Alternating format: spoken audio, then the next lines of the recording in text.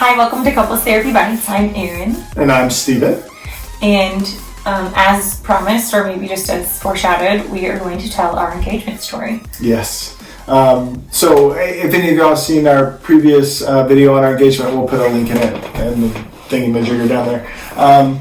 But we had 2 broken engagements, and we're going to try to give you a little bit of the cliff notes of what happened. So Erin and I knew each other for several years before we ever started dating. We had like a 5-month kind of dating period and then a 6-month engagement period. Our engagement was awesome. Like the day itself was incredible. You already know it was. Now you tell me. I thought it was. Sorry. It was meaningful. It was special to Steven. Meaningful to me. No, that's not true. The first engagement day was spectacular. Went on a hike in the Cascades. We were in the movies. It was so special. By a lake. He thought everything. Popped the question. Yes. I'm married. With a love story about us, and it was magic. Really good. It was really fun to plan. It was just. I was completely surprised. Big surprise. Yeah. And then kind of at that moment, at like that very moment after. He was literally like, "Yes, Stephen, I will marry you," and then he was like, "Okay, we're done." Things changed. Yes. So I mean, but why does that mean something to you? I guess it was something that I didn't know this about Stephen yet, and I don't even know if you knew it about yourself. But Stephen can be a little bit like task. I'm task focused, not people focused. All the time. Like I try to. I'm a doer. I get things done. This is what we're here to do. We did this. Now we move to the next thing, and that kind of thing. Yeah. So we're like, we got engaged. Now it's time to leave. She said yes, so we should go. It really did happen so fast, and I felt a little like, oh. I'm pretty smooth. He had been so smooth, and it was fine. It wasn't. It just surprised me a little. But that set the tone for what came the next. Yeah, so we got down from the mountain. We were supposed to have a day where we were going to go out in the city and enjoy being engaged together, do fun things. This is what we're going to go do. This is why we have to leave. What happened was I got so tired. We got into the car to drive back to the city. He gave me these notes from my best friends. He's like, I thought you'd want your friends here with you today, but one was in New York and Atlanta, Georgia. And this is what happens. I get overwhelmed. With fun and excitement, whatever it is, and I get tired. And that's exactly what I was feeling. And when we got back to my apartment, I was going to shower, we were going to change and get going. I said, let me just take a little nap. And that nap turned into a couple hours. And that was a really hurtful thing to Erin, for sure, because it kind of tapped into that place where... And I won't spend much time on this because we did talk about this in the other video. I didn't realize at the time how hurtful it was because I was trying for it not to be hurtful. I was saying, this is fine. Yeah. He's so tired. He should totally be doing this. He worked so hard. He gave me this ring. It's okay. Yes. And so it was like growing in there. Yeah, because it felt like you were saying, I was communicating I wasn't excited about you. That was the fear that started to... This was so awesome that I needed to take it out. Yeah. And I understand that. I get that. But I was not acknowledging that even to myself. But that is what shifted within me. Right. Stephen didn't know that shift had happened, and neither did I. But I began to view our relationship and Stephen like we're supposed to be getting married sometime in the next year. Well, you started looking for it. You aren't excited, and I am not marrying somebody who's not excited about me. Right. So I'm like, data. Like, does this support? I don't know. Right. And I began to build. So that became the lens to look at our relationship. And there's this other component of me as a human being is I can be a bit critical, and I'm a real perfectionistic kind of type person, and so I have this uncanny ability to find not the things that are going well or the things that are right, but the things that aren't going well and the things that are wrong. And so that applies sadly to people. It's not something you're excited about. No. I would do that to you. I would be disappointed in Erin. I'd find things that I was disappointed about in Erin. And I was looking to feel that way from him. So it was horrible. So we're just kind of feeding into that kind of dynamic, and so much so that it really kind of began to erode our relationship. Yeah. And we were doing some counseling at the time together. We weren't talking about it. Because you are not supposed to do that. You're not supposed to be disappointed in the person that you're engaged to, and that doesn't mean means you don't love them. And so I was thinking all these kind of crazy thoughts and kind of keeping it to myself. And you were doing the exact same thing and trying not to think those thoughts. Like, it's fine, we're fine, we're fine. Because who wants to feel like, no one wants to feel like you're not excited. Yeah. And so basically it came out. It came out in a counseling session where Aaron was like, "You're disappointed in me," and I lied. I said, "No, what are you talking about?" And that wasn't, not because I meant to lie, but just because I was caught off guard, and I was scared because it was true, and I just didn't know what to do. He did it again. The next session we went back so we left, and he said, "You're right. I thought about it, and you're right." And I was like, "Oh, that's hard, one," but he didn't know. So we have our next session, and I was like, "Tell her."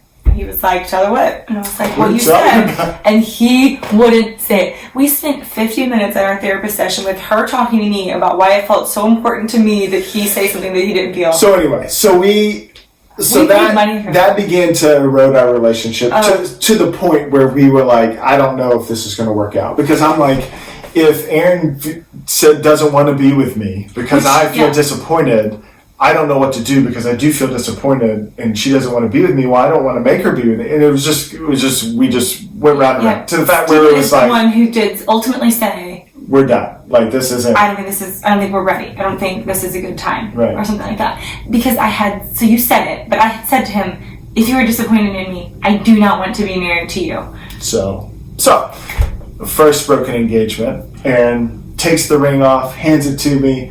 I drive off. And my car breaks down. It really did. In the rain on the interstate. Right after that. That was a long night. And so we, long story short, we kind of work things out, get back together. But the dynamic, it just keeps happening. It intensifies and gets worse and worse until finally it's like, you know what?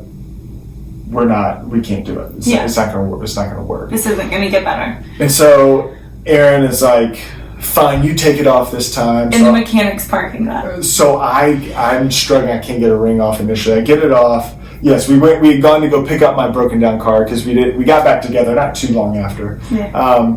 I hopped in that same car with that same ring that I had the first time, drove off, and my car broke down again in the rain on the interstate.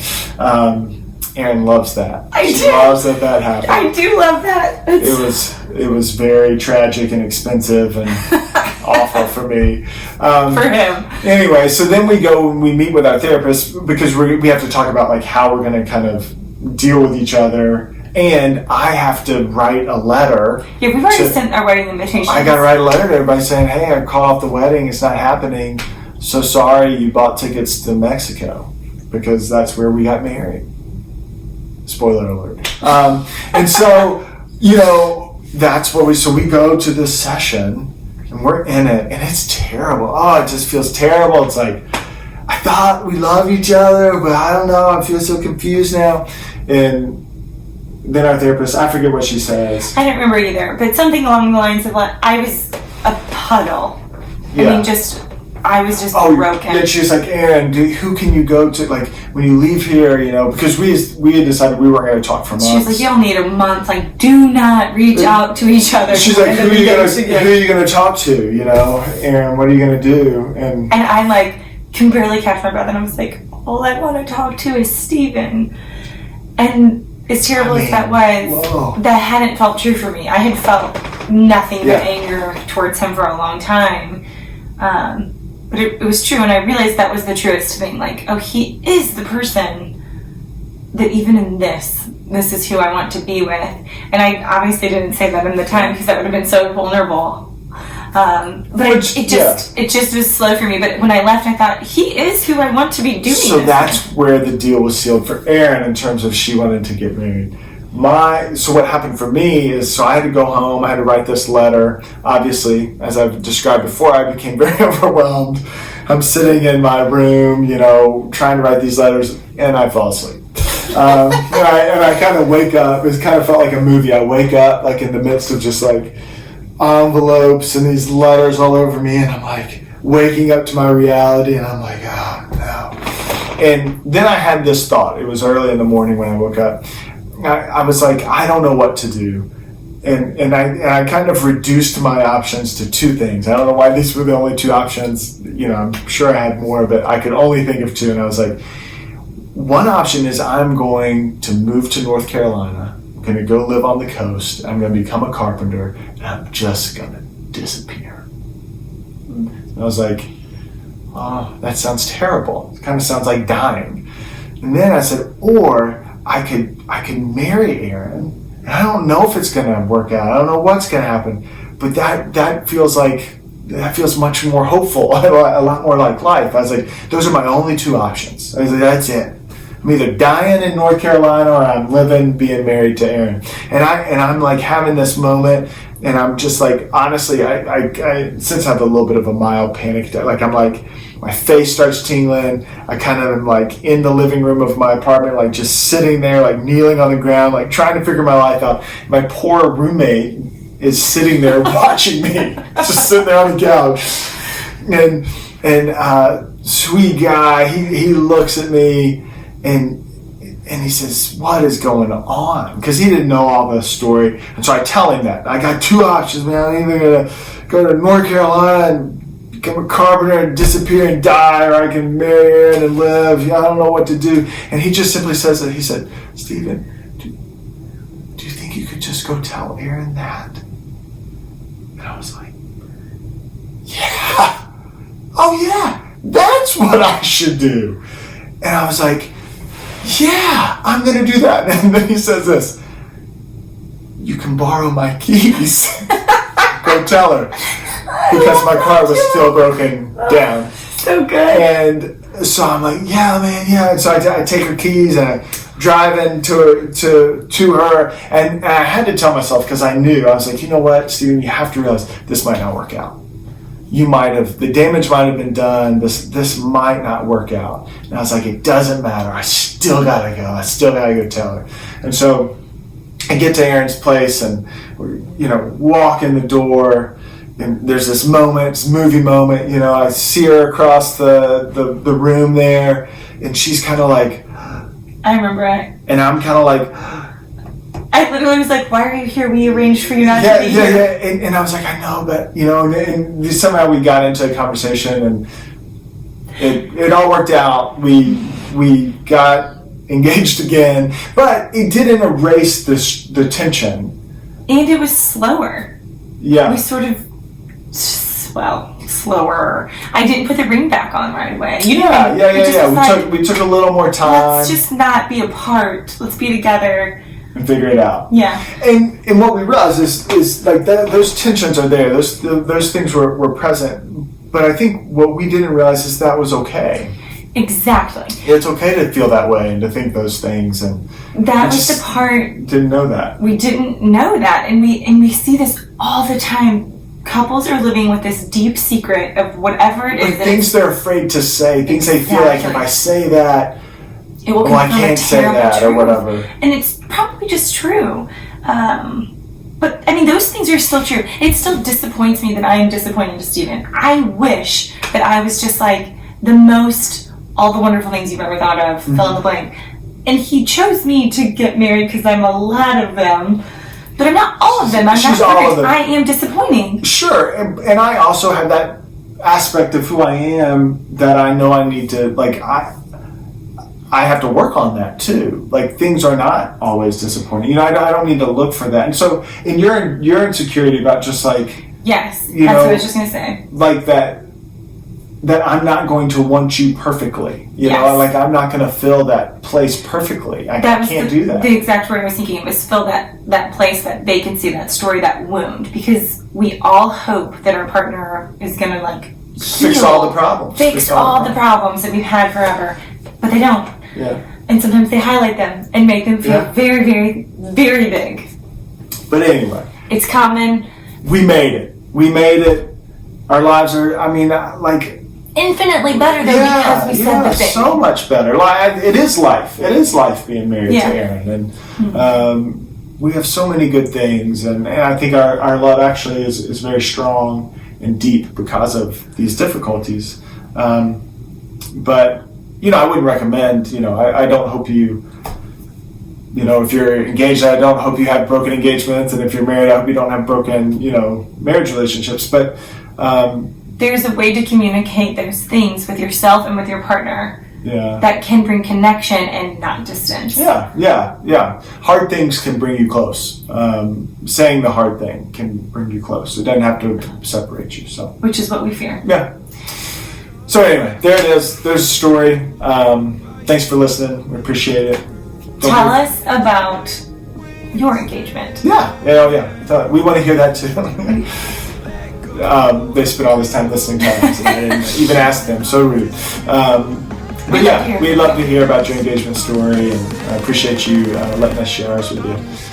Don't be afraid to subscribe. There it is. And we'll see you next time.